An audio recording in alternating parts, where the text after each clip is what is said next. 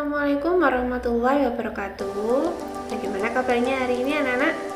Semoga kita semua diberi kesehatan dan juga semangat yang luar biasa ya dalam mengikuti pembelajaran. Meskipun pembelajarannya kita masih tetap daring ya anak-anak ya. Baiklah, di sini berjumpa lagi dengan Bu Farid. Kali ini yang akan kita pelajari yaitu tentang sistem persamaan linier satu variabel di part kedua. Setelah kemarin Bu Farid membuat video pembelajaran di part pertama ya. Part pertama itu hanya menjelaskan tentang konsep bagaimana si PLSV, sebenarnya PLSV itu seperti apa ya. Nah, untuk yang di part kedua ini kita akan membahasnya lebih tentang ke penyelesaiannya. Bagaimana cara menyelesaikan sebuah PLSV. Kita menentukan nilai dari variabel yang tidak diketahui. Oke. Nah, Bu Farid hanya mau mengingatkan di video Bu Farid yang minggu kemarin kita kan masih ingat ya Bu Farid yang memberikan tebak-tebakan. Di sini Bu Farid mempunyai 3 buah kotak. Jadi Bu Farid punya 3 buah kotak dan juga ada 2 kelereng. Nah, dimana di setiap kotak ini berisi kelereng yang jumlahnya sama banyak. Jumlahnya sama banyak, tapi kita tidak tahu sama banyaknya itu berapa. Apa di dalamnya ini isi 222 atau isi 333, kan kita nggak tahu ya jumlahnya berapa. Yang diketahui lagi jumlah keseluruhan kelereng itu ada 32. Jadi yang di dalam kotak sini ini ditambah 2 kelereng, jumlah seluruhnya ada 32. Pertanyaannya, berapa isi kelereng di setiap kotak? Ayo, ada yang bisa menjawab? Dan alhamdulillah sebagian dari teman kalian sudah ada yang menjawab benar ya. Untuk kalian yang sudah menjawab benar, kita lihat dulu ya jawabannya berapa. Jawabannya itu adalah 10. Nah, ini. Jadi untuk kalian yang sudah berhasil menjawab 10, berarti kalian itu adalah siswa yang hebat. Oke, selamat ya untuk yang sudah berhasil menjawab 10. Nah, jika kalian sudah berhasil menjawab benar, itu artinya secara tidak langsung kalian sudah bisa menyelesaikan permasalahan yang terkait dengan persamaan linier satu variabel. Namanya soal yang kemarin itu ada hubungannya? Ada, karena di situ kita mencari jumlah kelerengnya yang tidak diketahui. Ya, jumlah kelereng tidak diketahui itu berapa. Nah, itu sebenarnya kita bisa cari anak-anak dengan menggunakan sistem persamaan linier satu variabel. Nah, penyelesaiannya apa? Itu yang akan kita bahas di video kali ini. Jadi untuk kalian yang kemarin masih bingung jawabannya berapa ya, kok bisa sih jawabannya 10? Nah, itu akan kita bahas di video kali ini. Nah, jangan lupa ya, kalian siapkan pensil dan juga bukunya untuk mencatat hal-hal yang kalian anggap penting di video kali ini. Nah, ini dalam PLSV kita itu mengenal yang 2 istilah. Itu yang pertama itu ruas kiri, yang kedua itu ruas kanan. Jadi nanti Bu Farid akan sering menyebutkan yang namanya ruas kiri, ruas kanan. Nah, itu kalian tidak usah bingung ya, ruas kiri, ruas kanan itu maksudnya Bu Farid apa? Ruas kiri itu merupakan daerah yang nantinya itu inilah dibatasi dengan tanda sama dengan, kan cirinya PLSV itu ada sama dengannya ya. Nah, itu daerah yang ada di sebelah kiri sama dengan itu disebut ruas kiri, dan kalau yang di sebelah kanannya itu disebut ruas kanan. Jadi nanti kalau misalkan Bu Farid itu menyebutkan di ruas kiri itu ditambah dan seterusnya, oh berarti daerah yang dimaksud Bu Farid itu adalah daerah yang berada di sebelah kiri dari sama dengan. Berikutnya kalau ruas kanan itu yang berada di sebelah kanan sama dengan. Oke, lanjut ya. Nah, tadi untuk tebak-tebakan Bu Farid tadi, kok bisa sih Bu hasilnya itu 10? Itu dari mana? Cara menghitungnya itu bagaimana? Ini akan Bu Farid bahas ya. Yang pertama, tadi kan tebak-tebakan kita itu adalah berupa soal cerita. yang mana soal cerita itu bisa kita ubah menjadi sistem persamaan linier satu variabel. Caranya bagaimana? Dari soal cerita itu kita ubah dulu menjadi kalimat matematika. Kalimat matematika itu seperti apa? Kita simak ya ini ya. Yang pertama, kalimat pertama, Bu Farid mempunyai 3 buah kotak dan 2 kelereng. Nah, 3 buah kotak dan 2 kelereng ini yang kita misalkan. Nah, misalkan jumlah kelereng tiap kotak itu adalah X. Kenapa sih X, Bu? X ini kan tidak diketahui seperti kemarin di video sebelumnya yang Bu Farid jelaskan. Untuk menyebutkan sesuatu yang tidak diketahui itu kan kita pakai sebuah variabel ya, pakai huruf. Ini X nya ini berapa sih Bu? Ya ini kita tidak tahu, makanya kita pakai perumpamaan ini dengan X. Bu, kalau misalkan saya misalkan dengan A, boleh tidak? Boleh, terserah, yang penting itu huruf ya, yang penting itu variabel. Sekarang kita misalkan dulu X ya. Nah, jadi karena di sini ada 3 buah kotak, berarti permisalannya 3x, di mana 3x ini artinya adalah 3 kali x ya. Dan 2 kelereng, kalau 2 kelereng ya tetap 2. Di setiap kotak terdapat kelereng dengan jumlah yang sama banyak. Jika jumlah seluruh kelereng Bu Farid, nah ini juga yang bisa kita ambil ya jumlahnya. Jumlah seluruh kelereng ada 32. Berapa isi kelereng di setiap kotak? Nah, dari sini anak-anak, dari yang diketahui ini bisa kita buat kalimat matematika. Nah, kalimat matematika itu seperti apa sih Bu? Nah, bisa kalimat matematikanya itu seperti ini ya. Jadi 3x ini tadi ditambah 2 itu sama dengan 32. Kita jadikan bentuk PLSV ya anak-anak ya. Nah, selanjutnya setelah kita ubah menjadi kalimat matematika, langkah berikutnya bagaimana sih Bu? Langkah berikutnya kita selesaikan persamaan tersebut dengan mencari nilai X-nya. Kita selesaikan dengan mencari nilai X. Caranya bagaimana? Caranya gini. Untuk mencari nilai X itu akan ada 2 cara ya, yang nanti akan Bu Farid jelaskan. Cara yang pertama itu kita menggunakan metode aljabar yang mana harus kita jabarkan dulu ya satu persatu. Dan yang kedua itu kita bisa menggunakan jembatan keledai. Jembatan keledai itu di sini artinya adalah cara pintas atau cara cepat ya. Cuma tinggal pindah-pindah aja nanti. Nanti coba perhatikan mana yang lebih mudah menurut kalian. Yang pertama yang kita bahas adalah cara aljabar ya. Kita akan mencari nilai X menggunakan cara aljabar. Caranya yang pertama, jumlahkan kedua ruas dengan sebuah konstanta agar konstanta di ruas kiri menjadi 0. Nah, jadi gini, langkah yang pertama tujuan kita adalah mengubah konstanta menjadi 0. Konstantanya di ruas kiri harus 0. Nih cara yang pertama. Nah, di soal kita tadi persamaannya berupa 3x ditambah 2 sama dengan 32 ya. Nah, supaya konstanta ini 0, ini kita harus tambah dengan berapa ya anak-anak ya, supaya ininya menjadi 0.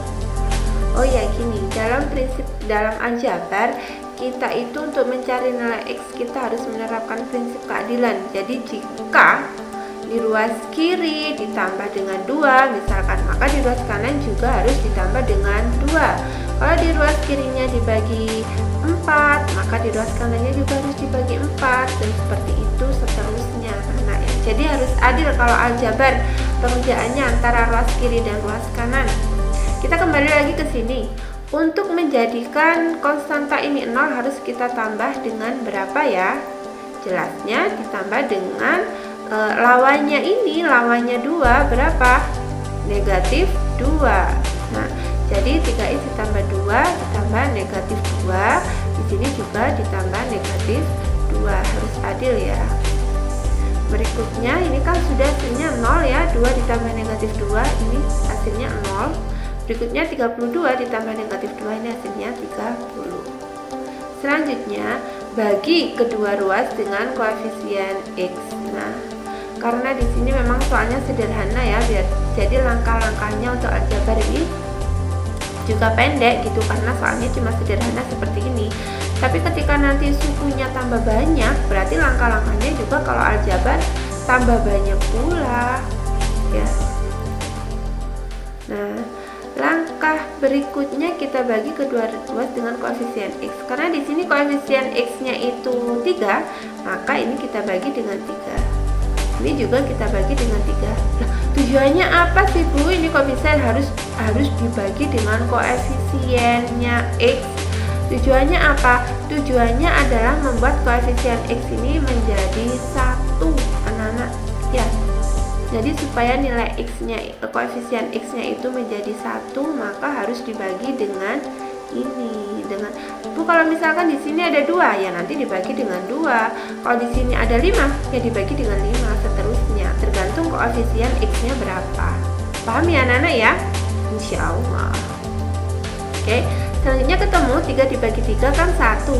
Bu, ini kan 1 Bu, artinya kenapa 1 itu tidak ditulis sih Bu? Ini artinya kan 1 ya, 1X ini ya artinya. Itu kenapa Bu tidak ditulis? Dalam aljabar 1 itu memang tidak perlu ditulis, tapi dia termasuk koefisien. Misalkan 1Y misalkan ya, ini nggak boleh nulisnya 1Y, berarti nulisnya hanya Y. 1A. Nah, itu kita tuliskan dalam aljabar sih cuma A saja. Jadi nggak perlu, kalau misalkan koefisiennya 1 tidak perlu ditulis 1 ya anak-anak ya, harus diingat. Jadi X-nya tadi ketemu 10 ya. Betul ya? Berarti jawaban tadi betul ya, seperti yang awal tadi. Nah, kesimpulannya jadi nilai X yang memenuhi adalah 10. Oke, lanjut sekarang kita ke cara yang kedua, pakai jembatan keledai. Kalau yang ini Bu Farid lebih mudah lah ya. Ini kalau menurut Bu Farid sih. Tapi nanti lihat kalian enaknya yang mana. Tapi saran saya kalian menggunakan yang ini saja, karena cara ini lebih simpel dan juga lebih cepat. Cuma tinggal pindah-pindah ruas saja. Nah, jadi gini, untuk mencari nilai X, yang pertama kita pindahkan konstanta ke ruas kanan, variabel ke ruas kiri. Jadi intinya dalam menyelesaikan aljabar ini, yang ada variabelnya itu harus tetap di ruas kiri dan konstantanya di ruas kanan. Jadi kalau misalkan di ruas kirinya masih ada konstanta, maka ini harus kita pindahkan, duanya ini kita pindahkan ke ruas kanan. Nah, kalau pindah otomatis tandanya pun akan berubah. Jika awalnya positif, maka kalau pindah tandanya akan menjadi negatif. Jadinya seperti ini anak-anak. Atau ini bisa kita tuliskan seperti ini.